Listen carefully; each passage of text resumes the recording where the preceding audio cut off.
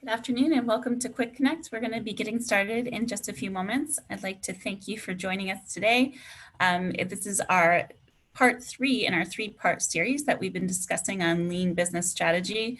Today is one that's particularly close to my heart. We're going to be discussing the Invincible Company. So especially this is a relevant topic now as we start to talk about making our way through the pandemic. Just a note before we get started that this session is being recorded and will be shared publicly on our Facebook page, so that you are aware of that. And we will be getting started in just a few moments with our talk, but I also wanted to let you know if you have any questions today or if you have any comments, you can drop them in on the Facebook chat, or if you're joining us on Zoom in the Q&A.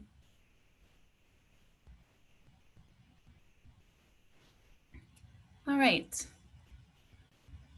So you're joining us today as part of the Penn State SBDC information service. We do a lot of work at the Penn State SBDC. For example, you can join us for one-on-one consulting. It's a free service to small businesses. Whether you are just thinking about starting a small business or you're currently in business, you can come to the SBDC and work with a business consultant, and we help you through all phases of your business. We offer training classes, information services, resource sources, and referrals to different types of partners in our region that can help you. For example, accountants, lawyers, and other types of banking officers around those topics. So if that's something you're interested in, reach out to us. I'll be throwing in some resources at the end how you can connect with the SBDC. But we're going to go ahead and get started on our talk today. So today we're speaking of the Invincible Company. And what does that mean? Well, there's a book out right now that was written before the pandemic by Alex Osterwald in the Strategizer series, part of the Strategizer series that we've been working through. And he wrote this book called The Invincible Company, which is really trying to teach companies how to pivot and make their way through a pandemic. His book ended up being timely because we did make it pivot through the pandemic. In his book, he laid out 2 main areas that a business can be working through. He kind of gives this example as you see here, which I really like. As a business owner, we can kind of identify with this this chaos that we feel in this squiggly line, right, where we're exploring and we're kind of in this chaotic area of our business. We all may feel that we're there right now. It's a high uncertainty area. But then he also gives this exploit opportunities for growth. And we'll be laying those out more in our talk today. But rest assured that in the chaos, there is an opportunity to explore innovation. And that's kind of where we're going to talk around those lines as well. So this is his theory that he laid out in his book.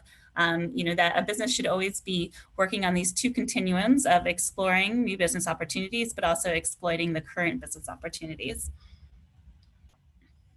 So what does exploit mean? So exploit is utilizing what is working. As we talk about what is working, you have current business models that you know in your business that are working. So you keep your current business models in an upward trajectory. And so the things that you know that are revenue streams that will continue to work even in this pandemic, or even as we start to shift into a new way of doing business, keep those business models on an upward trajectory. So the business owner really needs to be thinking along the lines of how can I continue to utilize the things that are working well. There may be some business models that are good still, they just need some renovation. So as we talk about the recovery and the reopening and the reinventing that we're going through, we're talking about renovating those business models. They might just need a little bit of a tune-up. Maybe things need to be done differently. Maybe you can still make the same types of foods at your food or restaurant business, but maybe you need to shift to online. So renovating some of those business models. And then shifting the outdated business models. I know that a lot of us, and we'll be giving plenty of examples today as we work through this talk, but a lot of us have shifted outdated business models to perhaps maybe working remotely and saving a lot of money, but still doing the same work. So that same business model we realized was still able to, still applicable, and that we could start to shift to, just a more a more business savvy way of doing business. Okay, so the other portion of his continuum is to explore. To explore is the idea of innovation. And I know that the word innovation sometimes scares a lot of people. So I've outlined 2 myths here about innovation. Innovation is risky and expensive. And that's false. You want to test your ideas fast and only move when it makes sense. And by that, it means that you're not always going to spend a lot of money on developing innovation. You're just going to have a bunch of ideas, maybe 5 to 10 ideas that might work for your business. You want to test them, make sure that they're feasible and profitable.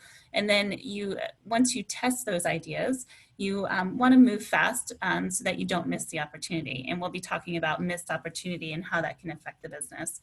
And so a second myth around exploring or innovation is that you can pivot yourself to success. No, this is not necessarily true.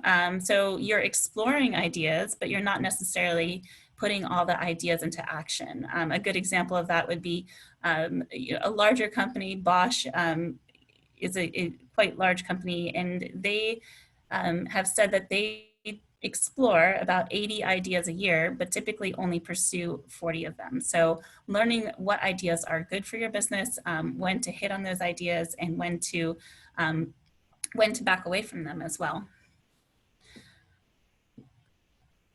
Okay, so we've been talking a lot over this 3-part series about lean methodology, and really you want to get into the habit of testing your business ideas, testing your business models, and making sure that there's a desirability, meaning that someone's actually going to buy into the idea or the product or the service that you have, that it's feasible, that your business can actually make it work.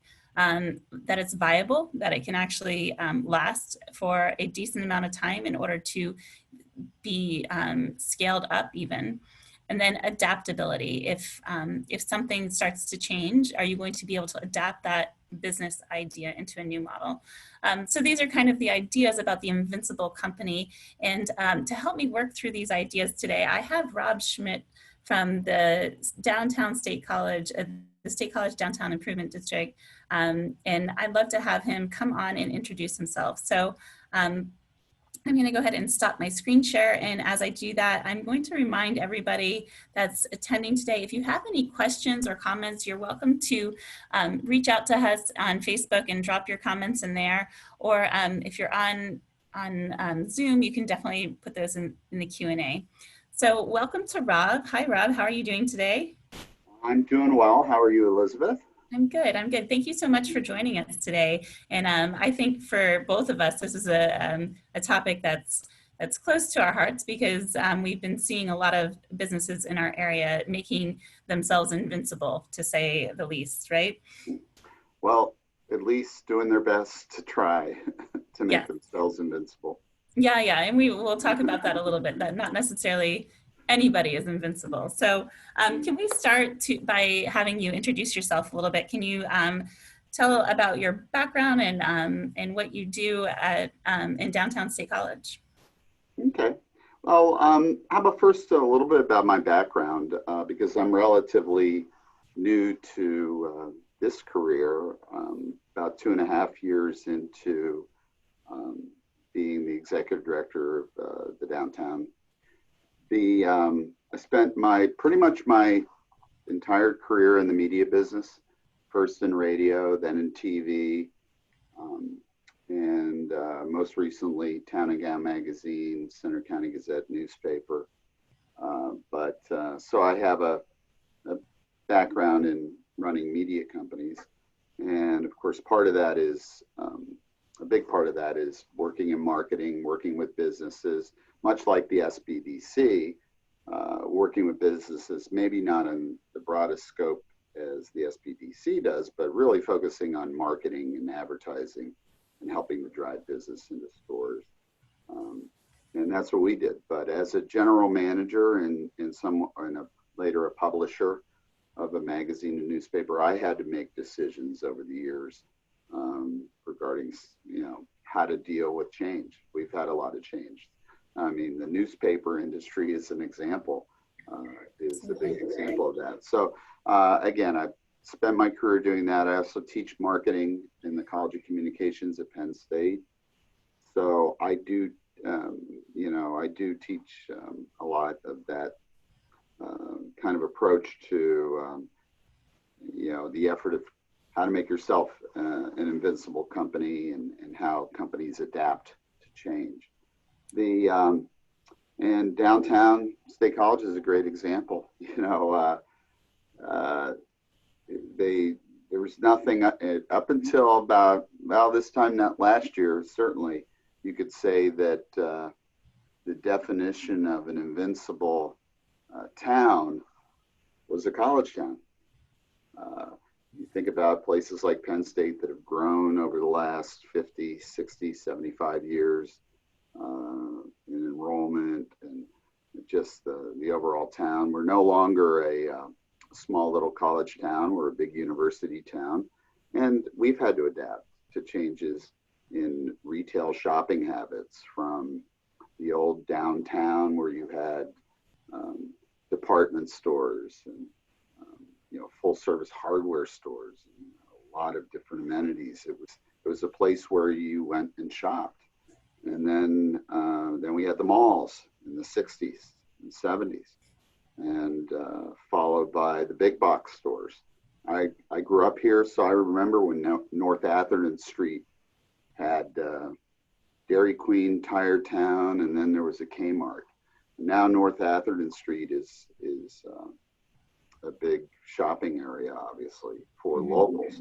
So our downtown has had to shift a lot more visitor focus and things like that, but nothing prepared us for what we're dealing with now. So it's a reminder that nobody's really invincible. Yes, that's true.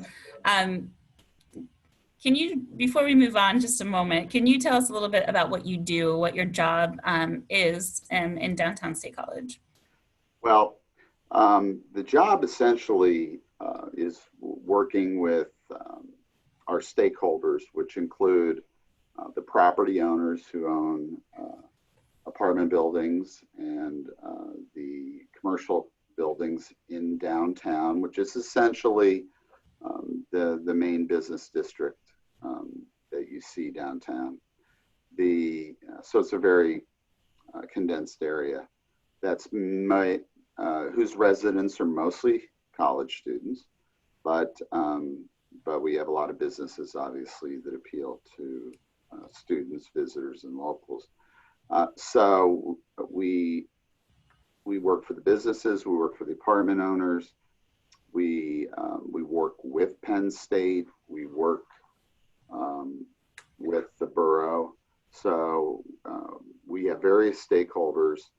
For example, a lot of people don't realize, I didn't realize this till a few years ago, that the Downtown Improvement District cleans the downtown. We have a 3-person cleaning crew that gets up early in the morning and cleans up after the college kids. So that when people come into town, they see a nice, clean downtown, a safe downtown. We have a program with Penn State and the borough on a safety program with the police. So we do a lot of things to keep State College that way. And if you think about some of the big city colleges where it's not as safe, we pride ourselves in having a clean, safe downtown where people can go. So that's part of our focus. Economic development, which people used to worry about, oh my God, there's an empty storefront downtown. Right now, our challenge is to keep all our storefronts full. And it's a very pivotal time with COVID, because if our customers aren't here, if we're not bringing in people for football games, and bringing in people for conferences, bringing the parents in for just to see their kids or parents' weekend, we didn't have an arts festival. These are the things that are the economic drivers of our downtown. So our businesses have had to make a choice. In many cases, it's how can I attract more customers? In other cases, or attract different customers? How can I just buckle down? We don't believe there's a market right now. So what can I do to control expenses and just kind of suck it up and get through this? There's a lot of businesses that feel that way. So, or how can I look at the situation right now and make changes to how I operate, or how's the market dictating how I operate that's going to allow us to survive? You know, great example now, obviously, you're seeing way more delivery. You're seeing way more food delivery. People are not getting takeout. They're not sitting down and eating out. They're ordering delivery. So a lot of businesses have shifted quite a bit to that. Some already had it in their model. It doesn't help that downtown doesn't have any drive-through restaurants. You know, but certain businesses obviously have had to adapt to those things. Yeah, absolutely. And I think you have so many great examples, and I'm looking forward to hearing some more of those as we talk. Let's get back to kind of the Invincible Company, that word invincible. And I know you've been kind of firm with me. There's no company that's invincible. So if there was a company that was, you know, close to being invincible, how would you just define that? And when I say that, it's funny. Google Dow Jones 30 companies and see for so many years they were the same companies. Mm-hmm.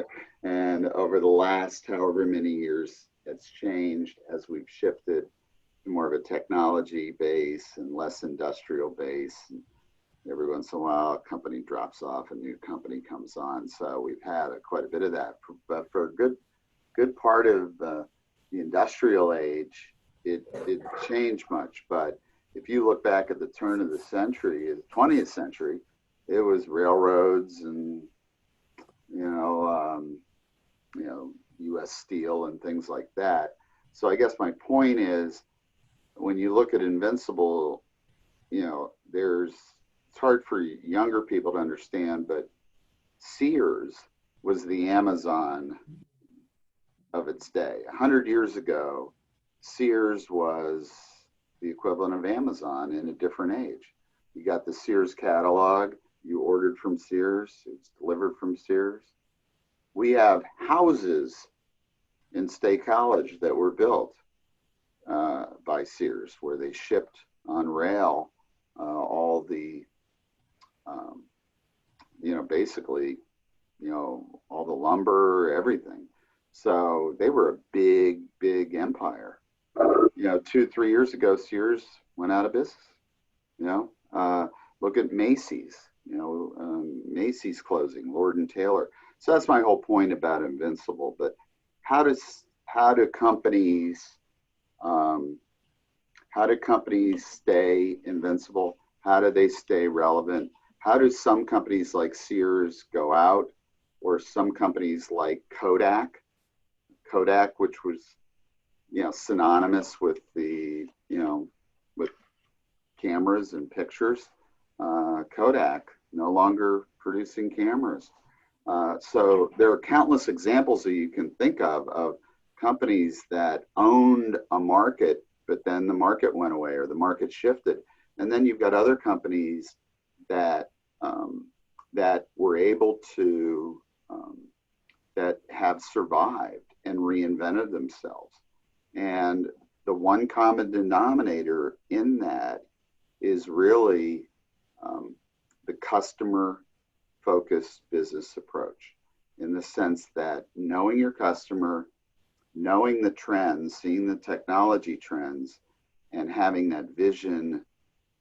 Not everybody gets everything right. People make plenty of mistakes. What was it they said about Benjamin Franklin?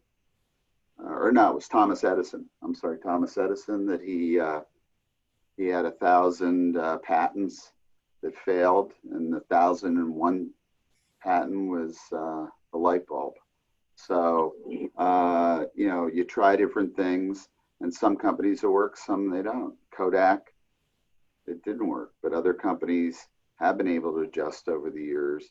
And part of that is recognizing and having that customer focused approach.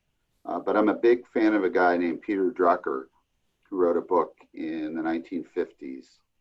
And he basically defined what is the purpose of a business.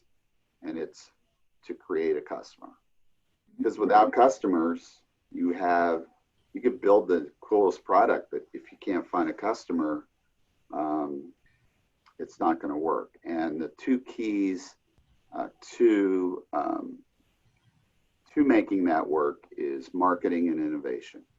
If you're marketing properly and you're constantly innovating and adapting to the marketplace, you can be invincible. So you ask me, what's the key to invincible? Marketing and innovation. Yeah, and that goes right along with what, Alex Osterwald, who wrote this big text that's super popular right now, he kind of agrees. He says, there is no invincible company. He agrees with you. And he says those who come close are the ones who constantly reinvent themselves. And the whole series of his books also start with the customer, right? If you don't have a customer, you don't have a business. So I think that that's absolutely true. So at the beginning of the talk, I talked a little bit about explaining your current business models. So we'll talk a little bit more about innovation, but current business models, the ones that are working, can you give me some examples of what you've seen here in State College as far as current business models and sticking with those and how that's kind of worked through the pandemic? Do you have any examples of that? Well, I think first and foremost, one of the challenges that we've had is pre-pandemic, there were some trends that were pre-pandemic, one of which is the retail trend, that retail is on decline. I mean, Macy's closed stores at the end of last year before the pandemic. They've closed our store here. We've seen that with Brooks Brothers and Lord & Taylor and all these other companies. So Sears, as I mentioned. So there were already some retail trends. And so probably the most challenged businesses in the long term, even though hotels and restaurants have certainly been hurt, is really the retail, because it served to accelerate things. People were locked down. Buying online became a little bit easier. So number one is, if you didn't already have an online strategy, you better be quick to adapt it. So number one is make sure you have an online strategy. Secondly, with that is, so how does somebody like,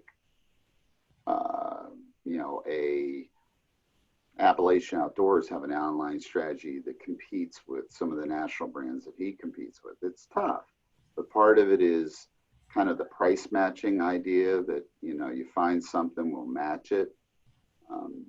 That's a strategy. For example, Mike's Video, I often use them as an example. They've reinvented themselves. They were the very first video store in State College back in the early 1980s, when Mike Negra and videos were starting to become popular. He was looking for a town to locate a video store, and he wanted a college town. And lo and behold, his wife had gone to Penn State, Wanda, and so, hey, they didn't have a video store, so he launched a video store. Well, here he was 15 years later. He realized that cable may eventually hurt the video store, so he pivoted to add appliances and things like that. Well, then the video stores went under, and then on the appliance end, he dealt with the fact that Best Buy had a hard time competing with them on price. But so where do they compete? They compete on service. They always match the price. It may not be the same selection, but the one thing that they focus on, again, is the customer service aspect. and creating a unique environment where when it comes time to buy something, you want to go to a store and not go online. So the goal of any business right now, particularly that's competing with all these national chains online and the ease of shopping online, is how do I create an experiential shopping experience where it's a value to come touch, feel the product, the clothing, whatever it might be. So, that's an example of where they're able to compete with national chains by having that uniqueness. It's one thing to say, hey, we're locally owned, shop with us. It's another thing to say we're locally owned, but we take care of you, we service what we sell, and that sort of thing. So, that's one example Yeah, of I how think businesses doing it. yeah, that's great. We had talked a little bit yesterday when we met about the sticking to your value proposition or what makes you unique, just as you had described, and really focusing on that so you can really exploit that side of your Right. business model, because that's something easy that that you can go to. And the other side is reinvention, and that comes with a little bit more work. So the idea Right. is to kind of know what you're good at and stick to that, even though you may need to pivot, which kind of leads me to the renovation of the business models a little bit, specifically post-pandemic. And you've already mentioned a little bit of this. A lot of people shifting to online delivery, carry out. How have you seen renovation in the business models, or the opportunities, or the value prop, just to kind of meet the new way customers are doing business? Well, yeah. Well, one of the challenges we've had, and I really think it's a perception thing, for people who really are uncomfortable and really wanting to be cautious during the pandemic. There's a perception of, I don't want to go downtown because the students are there. Although, they do wear masks when they're in our district and they are downtown. And I would challenge anyone to go to a Walmart and see. I feel less safe there, frankly. But the fact is, people are not coming downtown. So how do we bring the businesses to the customer? And one of the best examples, Lindsay Williamson, who recently acquired in the last year the Growing Tree, and she owned the Animal Kingdom. She expanded to the Growing Tree.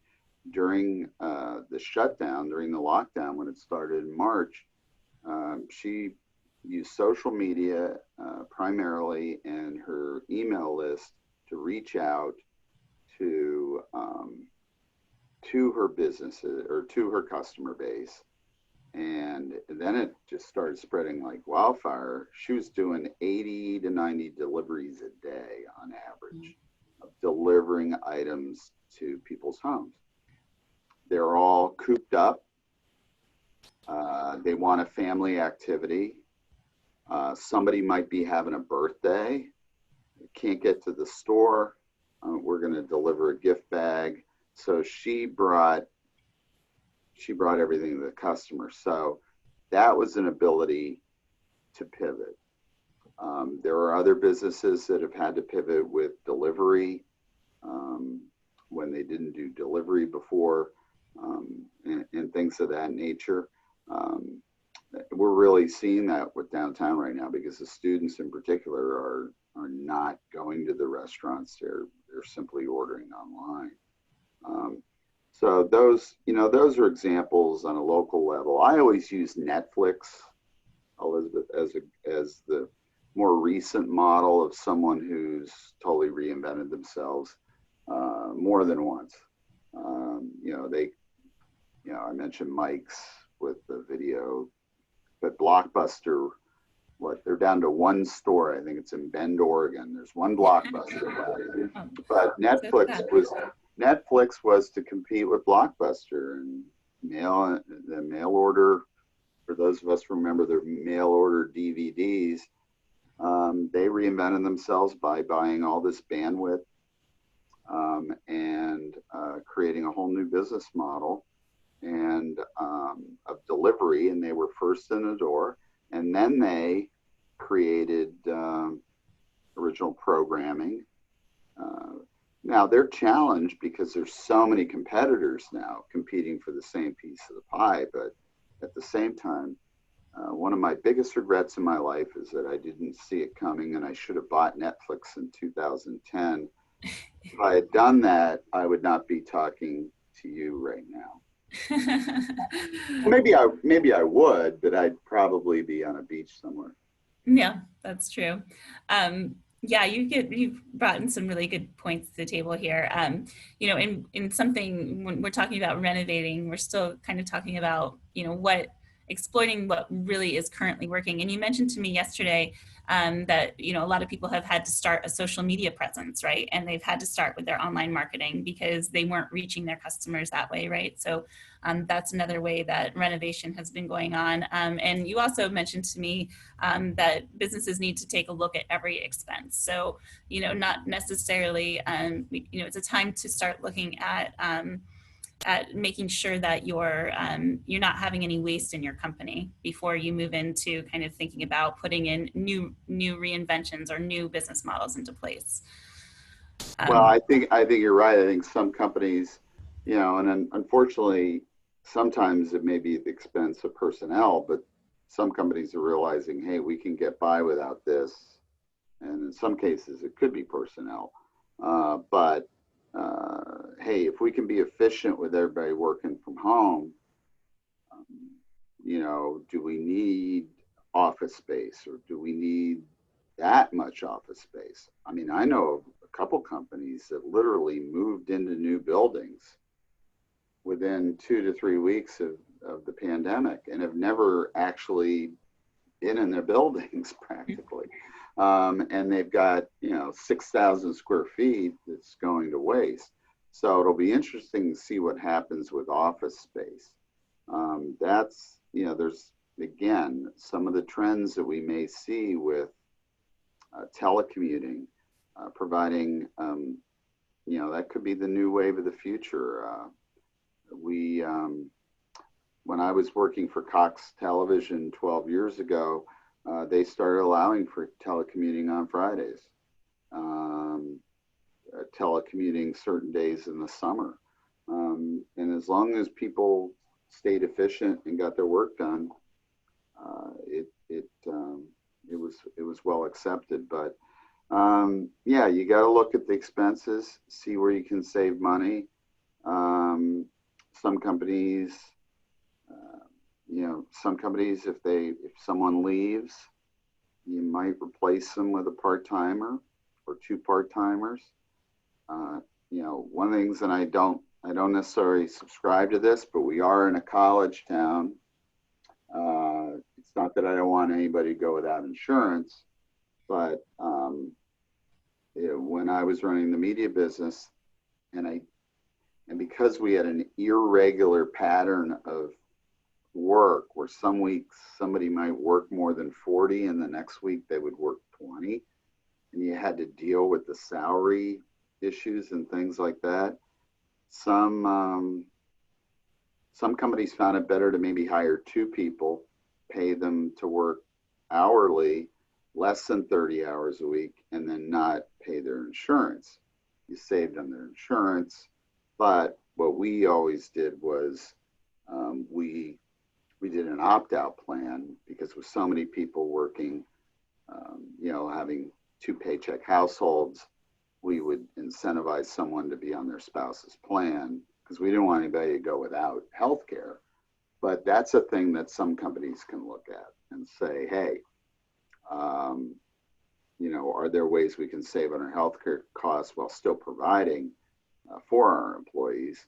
And it saves us money and saves them money. And when we did an opt-out, for example, the opt-out plan was we paid the employee to be on their spouse's plan.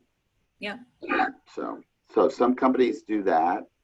But a lot of it is just because people costs are your most expensive cost, but it's also your biggest investment.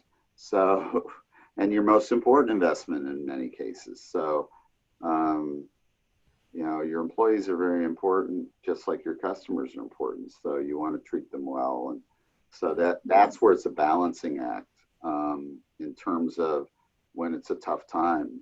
Part of it is if you don't replace an employee, you become that employee.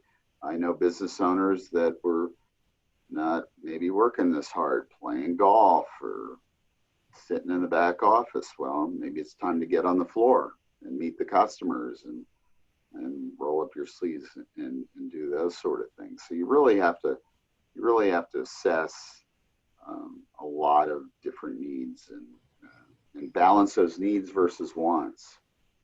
Yeah, I looking at those things. All right, let's shift over from exploiting to exploring, which is innovation. And I have a hard time with this word innovation. I think like many companies, I identify the word innovation to is more meant for a tech company, but that's not true, right? No, How would you no. define innovation, particularly in relation to the downtown businesses? There's a lot of retail, there's a lot of bars and restaurants. So how would you define innovation? Well, and it's interesting when you say innovation with a tech company, it's not, maybe it's adapting technology and utilizing technology. But it's not, it could be for any company that's not even tech savvy. You know, Here's a simple example of innovation. The borough passes a line ordinance to prevent bars from having lines of college students. Well, at first, a couple of the bars in particular were against it, really kind of fighting it until they realized that there's technology out there to actually make it valuable to them. And I'll give you two examples. One is called Line Leap, and they've come up with a different name for it, but it's basically a wait list type of app or a reservation type app, similar to Open Table, might be for a restaurant. And so rather than get a line of students who are waiting, and I'm reminding them in the middle of February they don't like doing it, well, you can't have a line anymore. But these people, if you want to go to Champs or Permanis or Cafe, one of your favorite bars, you've got to register for their app. You got to be on their app. You may be providing various information such as your birthday for a birthday meal or whatever, your email address, but you've now created a database of customers and potential customers.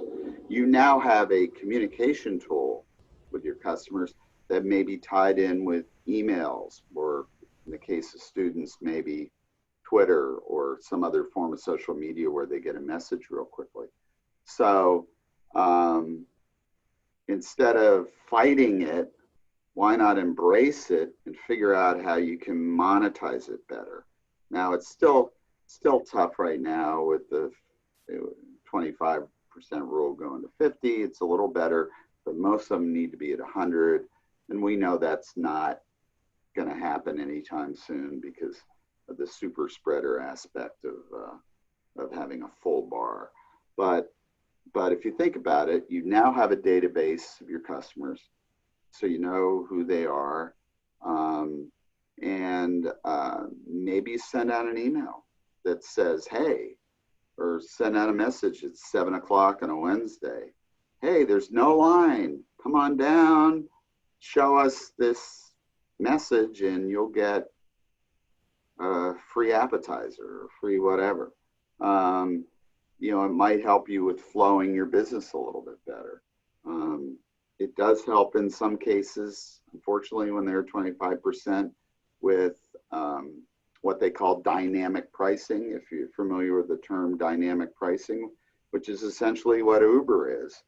I ordered Uber for a sporting event, my son and I, for a golf tournament a couple of years ago. And when I placed it, the cost of the ride was $7.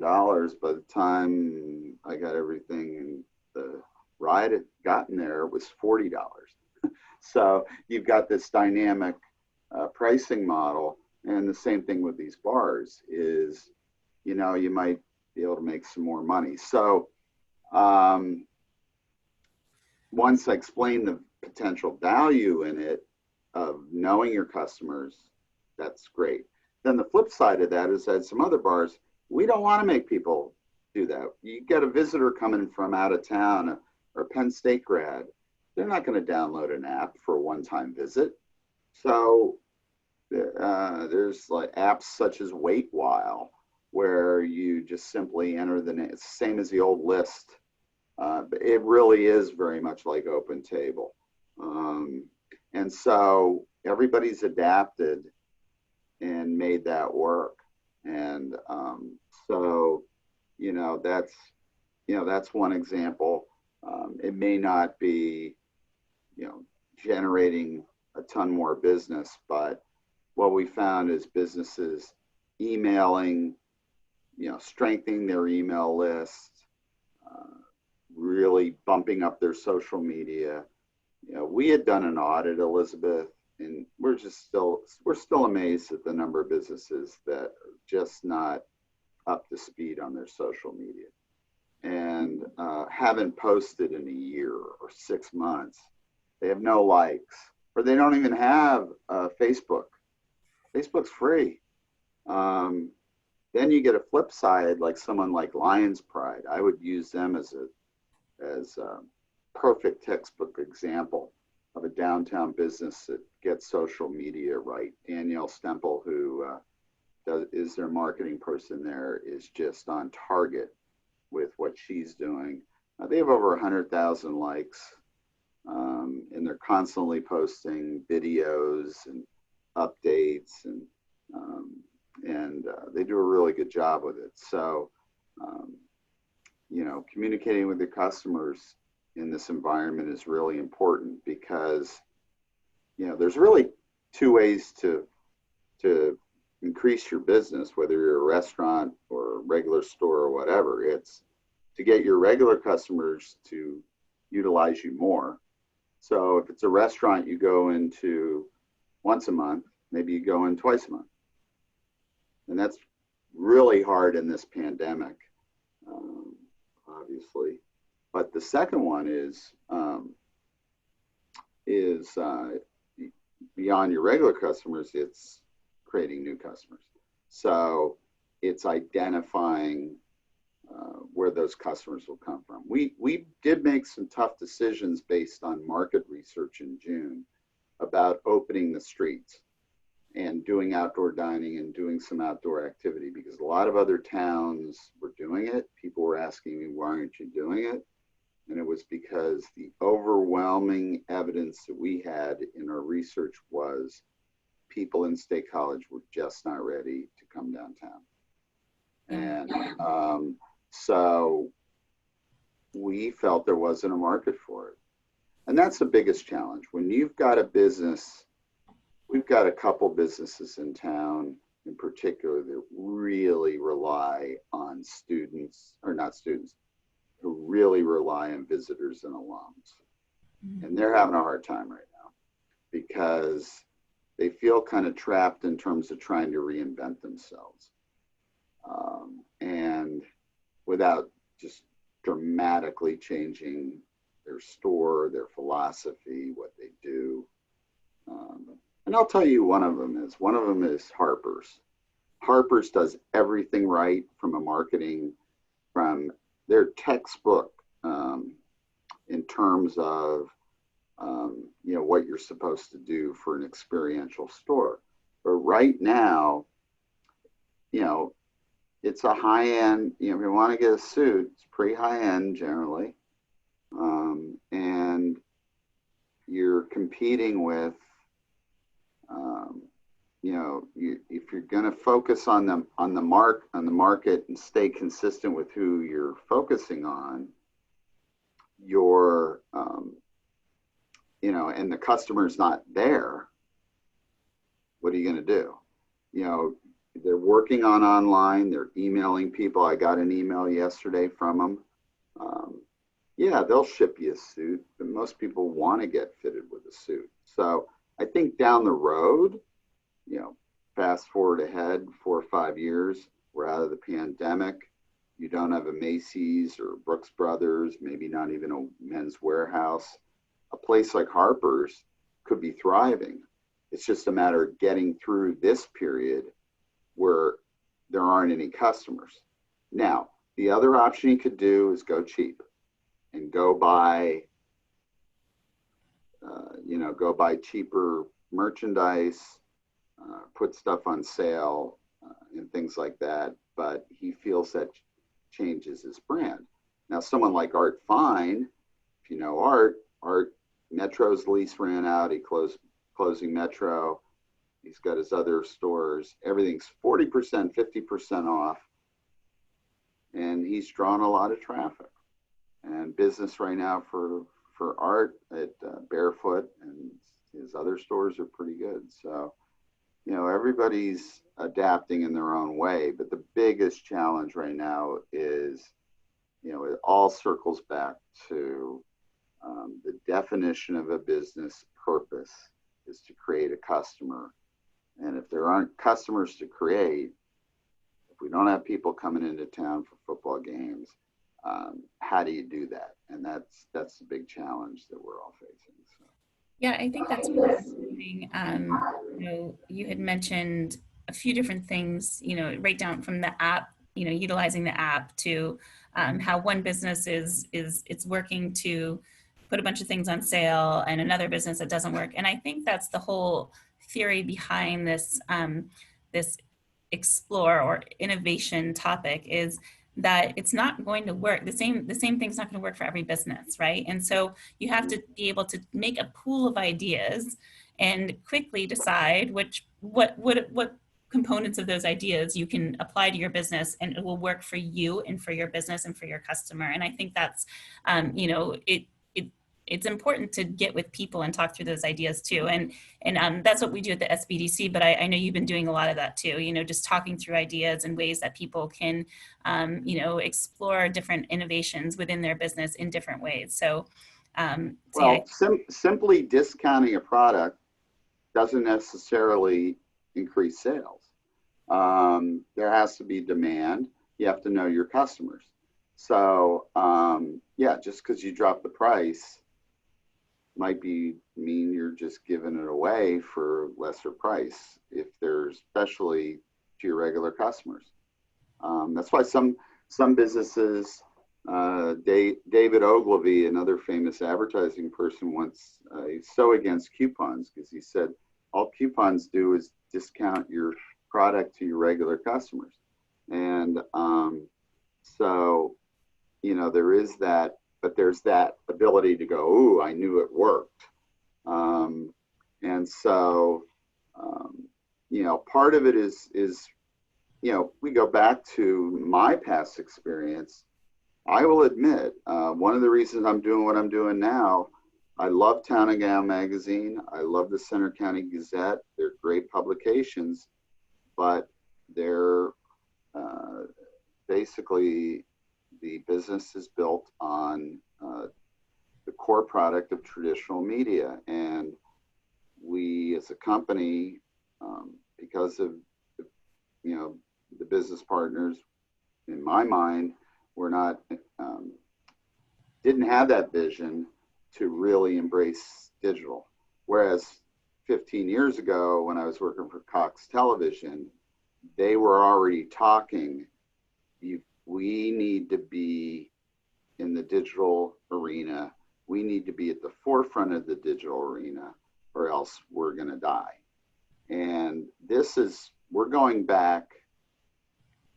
If you go back, this again, it shows you where everything's come in 10 years. In 2010, internet and mobile advertising was about 4% of ad dollars. Today, it's over 50. This year, it's over 50. So it went from 4 to 50. Well, where did that money come from?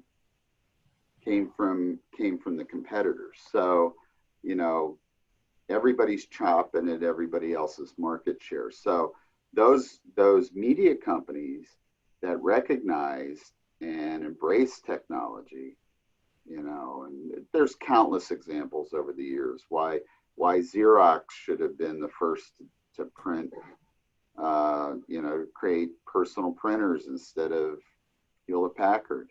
They already own the printer business. They should have recognized what business they were in. The railroads didn't recognize what business they were in.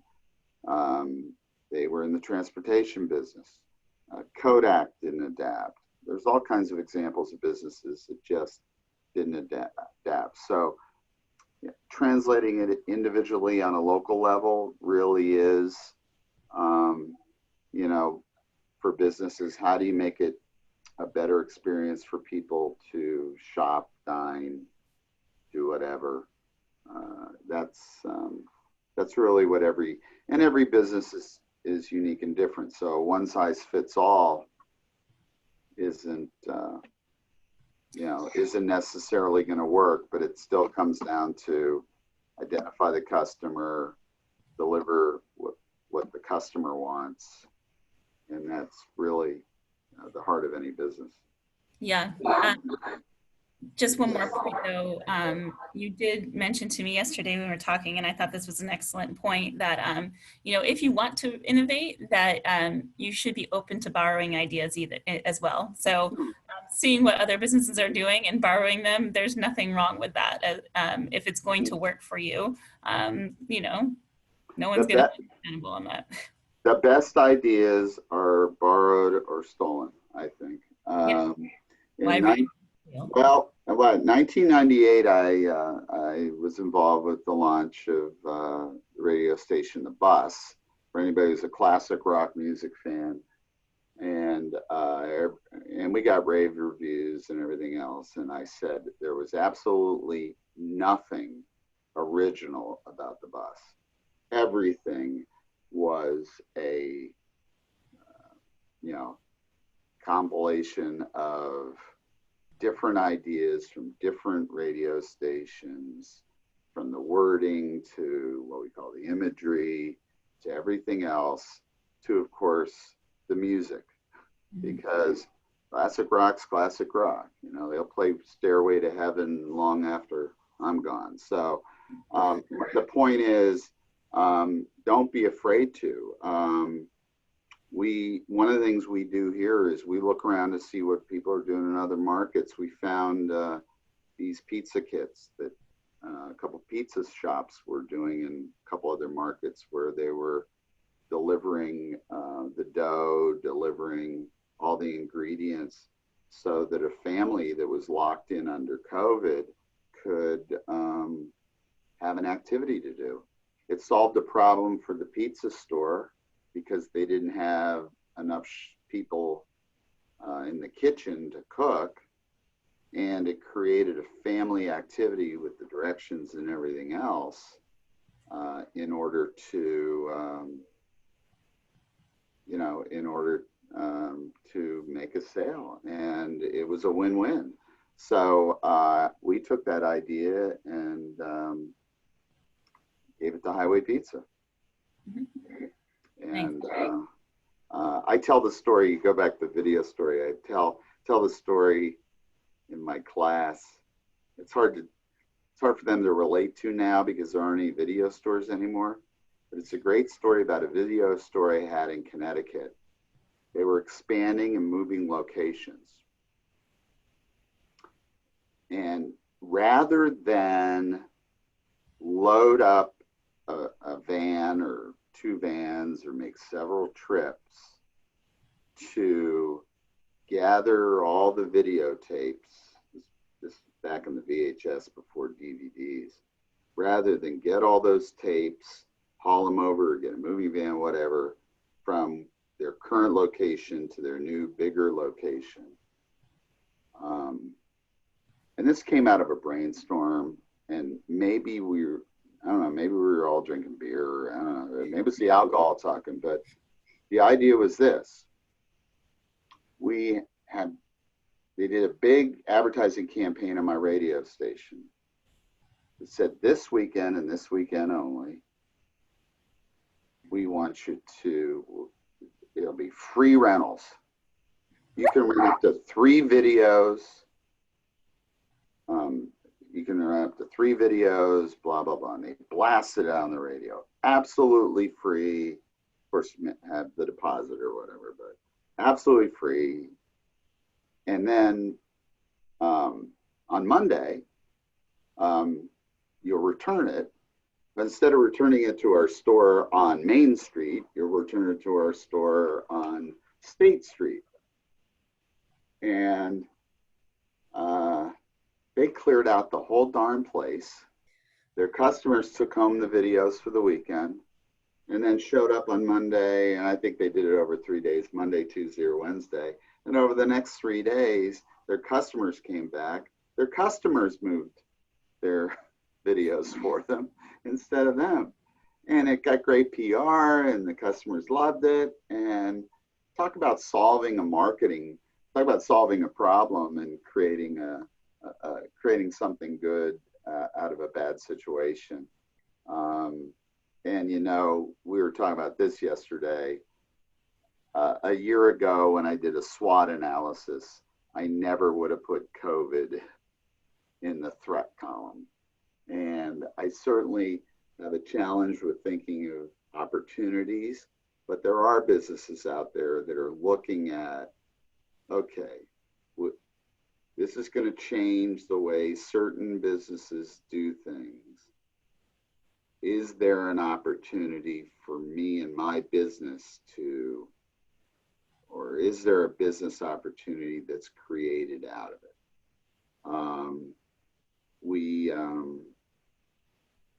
Again, none of us could have predicted this. So, it's a challenge. It is. We have to finish up, and just for fun, I'm going to ask you 3 rapid fire questions. Hopefully you've had a chance to review them and I'm not taking you too far off guard, but if the audience walked away from today's session with one takeaway, what would you want it to be? It's all about the customer. Yeah, I think that's good. You said that a few times. Who is your favorite entrepreneur and why? That would imply that they weren't around anymore. First of all, of the current ones, I love Bill Gates. I think he's a great human being. He created great products, as did Steve Jobs, that have changed the world. Mm-hmm. And people who don't like millionaires and billionaires making money certainly can't complain about Bill and Melinda Gates earning the money that they're now giving back. But my favorite entrepreneur, this goes back to the Gilded Age of Carnegie and Rockefeller, but it would probably be Cornelius Vanderbilt. Namely, now he wasn't as great a man as Bill Gates if you read up on him, but Vanderbilt in the 1850s was in the shipping business, or 1840s. For anybody who knows the story, I'll tell real briefly. He was in the shipping business. He had the biggest shipping empire. People know him for the railroads, but he had a shipping empire. He was the biggest ship magnate in the United States. Now, what did we have? We had the gold rush. People moving to California for the gold rush. You saw this expansion out west. Well, what was the problem with being in the shipping business if you wanted to be able to ship goods and services out west? There really wasn't a good way to do it in the shipping business, right? There are the waterways. You got a Mississippi River running north-south, but you don't have an east-west passage. So over between 1950 and 1965, and this was rather late in his life, 55 to 70 years old, he divested of the shipping business and invested in the railroads. And it's a fascinating story, but one about how, you adapt. Yeah. And so from an entrepreneurial standpoint, he's probably my favorite because he recognized an opportunity and tapped into it. Absolutely. So and adapted to change, right? We were always trying to adapt to change. Yeah, and that's our theme for today. Okay, last question. Can you describe your favorite small business experience? oh gosh, my favorite, is that one of the questions you prompted me with? My favorite, my favorite small business experience. Boy, let me tell you what anything in general would be, and I think this is the case for everybody, would be just when they do something the extra mile or pick up your check or whatever. But I'll give you again another local small business example why people should shop locally. JR and Gary Vitarich at Tire Town are friends of mine, and I know why they do it. They don't make money on it, but they'll get a customer who comes in. They've got a flat tire. You know, they may not even be a customer. Maybe somebody passing through, never be in the place again. They bring it back. They fix it. It doesn't need a new one. It's got, you know, a nail came in, whatever. They fix it. One day I'm sitting there waiting, and I'm waiting for my car to get serviced. And this woman says, "Car's ready." "Your car's ready, ma'am. How much?" And she goes, "How much?" And he goes, "Oh, it's free. It's free. It's a service." And she was like flabbergasted. And I've seen that more than one time. Now, it costs them to do it, but does it really cost them to do it? Mm-hmm. It's an investment, because, okay, maybe she was somebody traveling in from out of town, maybe not. But you know what? If that person has to get tires done or some kind of service next time, where do you think they might look? And so it's a service. It costs them some money, a little bit of labor time, but it's worth it, because it doesn't cost you a whole lot of money to gain a customer. But once you lose one, it costs you a hell of a lot of money to get them back. Yes, that's true. I think that's a great example of a good small business experience. So I thank you for that. I'm going to go ahead and share my screen again. And thank you so much, Rob. I just put up your website on here. So thank you again for joining us. I really appreciate your insights into Invincible Company. I think you've experienced a lot downtown. And so I appreciate you sharing with us today. Okay. Thank you, Elizabeth. Yeah, thank you. So next week, we are actually going to have a business showcase of Center County bars and restaurants. And so we'll have 5 or 6 bar and restaurant owners in Center County on to talk about, what they've been doing to pivot these Invincible Company type items that we've been talking about today. So please join us next week and just learn about the businesses and learn how you can support bars and restaurants in Center County and beyond, so you can really hear what they're going through and what they've been doing and in some ways they've been pivoting. Also, if you need to get in touch with the Penn State SBDC, you can do that through our email. We are working remote, so we're not going to be in our office, but you can get in touch with us through email, on our web, or our phone. We've just dropped the information into the chat, as well as on Facebook in the comments section if you want to get in touch with our office. We've also been doing a lot of sharing on social media, so as far as getting in touch with us on Facebook, on Instagram, LinkedIn, and Twitter, especially if you're a business owner and you need to